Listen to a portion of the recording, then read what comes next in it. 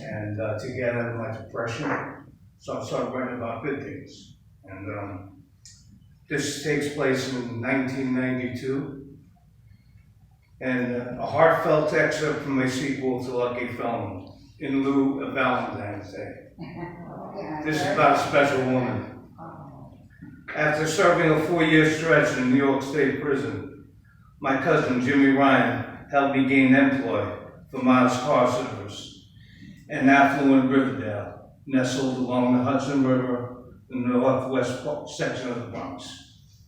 My first bachelor from the Swank high-rise was a good doctor who was a patron of Carnegie Hall. But the next fare was Car 12, 772 Lexington Avenue. 772 Lexington Avenue, check, I responded. I quickly drove onto the FDR and headed downtown. I searched feverishly for the address. It was dark and I could barely see the numbers on the elegant storefronts. I pulled in front of us large windows display of classy female mannequins, print in scanty, sexy lingerie. Victoria's Secret was gleaming in bright letters from the neon sign. Oh man, this ought to be interesting, I thought. I sat and waited for the client. A fashionably dressed woman sauntered in a nimble gait up to the car window, gesturing for me to roll it down. Are you Miles Car Service? Yes, ma'am. Okay, perfect timing. We'll be right out. Thanks. She had a brilliant smile, a pronounced nose, a perfectly painted face, and long blonde hair. She looks like a tiny Vogue model right off Madison Avenue, I imagined. I got a glimpse from behind with a sculpted pair of good-looking legs, standing on a pair of high-heel shoes, a thick wool sweater, and a pleated blue skirt. Damn, she's a pretty little thing, I thought, as she hurried back into the boutique. 7 minutes later, she walked up adorning a full-length mink coat, her blonde hair flowing in the brisk wind, with another mysteriously dressed woman in a long black cloak. I got out of the car and opened the back door. Oh, what a gentleman. Nobody has ever done that for me before. You must be new, the short blonde said. Yes, ma'am, I just started driving last week. I closed the door behind them and hopped back behind the wheel. Where to, ladies? We're making 2 stops, 725 Fieldstone Road, North Riverdale, and the Whitehall building, please. The Whitehall? Did I hear that right? That's where the good doctor lived, I knew. These must be some very refined women, I surmised. What's your name, new taxi driver? She said with a sly laugh. The sweet, suggestive sound of her voice sent warm chills through my veins. Terry. Oh, how nice. My name is Sherry. Sherry and Terry, she laughed. This is my sister Hannah. Pleased to meet you both, I said, trying to be as professional as possible. I headed back uptown. I stuck a good look at Sherry in the rearview mirror, and my heart began to melt. Her sister was a brunette, not nearly as attractive. Oh my God, please help me, I prayed, for the silent urge to go away.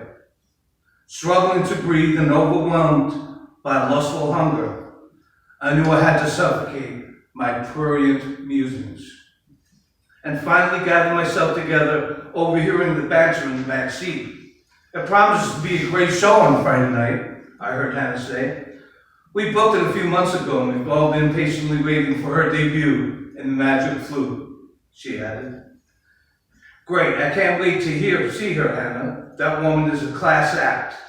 I had no idea what they were talking about, and it was against protocol to offer unsolicited conversation with the clients, unless, of course, you were invited into the discourse. And Sherry offered to do just that.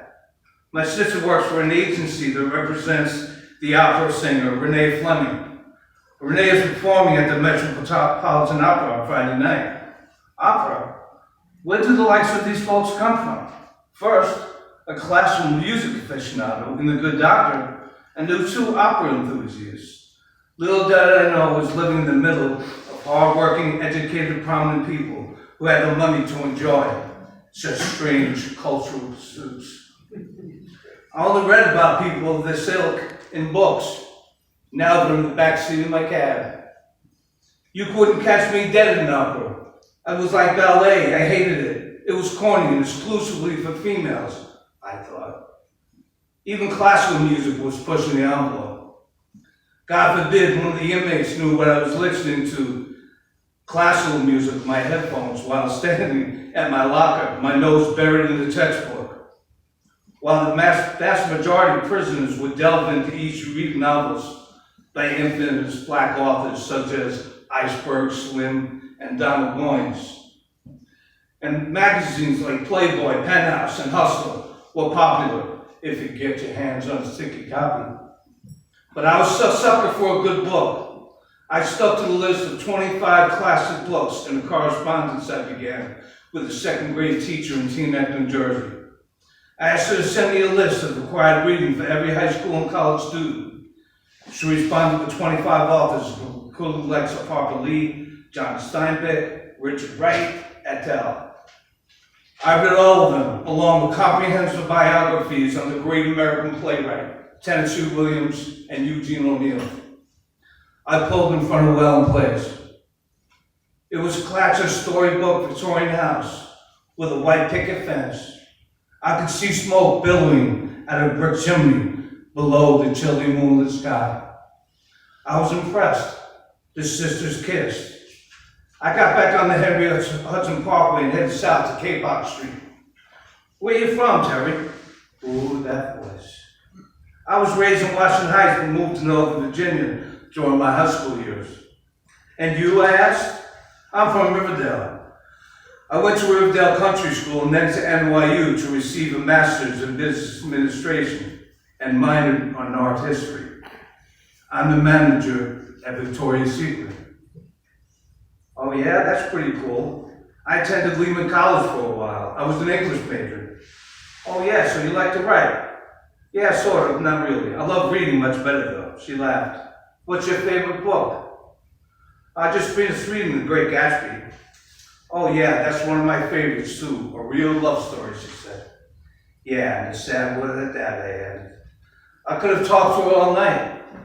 I pulled up to the Whitehall and the doorman came out to open the door. But I beat him to the punch. Let me get this, champ, I said. I opened the car door and took her hand gently. As she slid out, and I looked straight into her hazel eyes as she stared into mine. My legs weakened as I tried to speak without words, mumbling, fumbling, and searching endlessly for something memorable to say. But I was too shy and intimidated. After several awkward moments, she smiled and said, "Thank you, Terry," and turned away. The doorman escorted her into the building. She looked back to wave a final goodbye and smiled. I stood there, frozen in time, my heart melting in the evening chill, feeling like the innocent little boy I once was, wondering and hoping we would get lucky enough to see her again someday.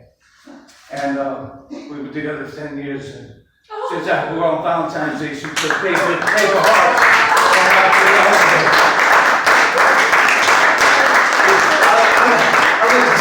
I like to say she got into Big Heaven and didn't get out till 10 years later. But she was a good woman, man.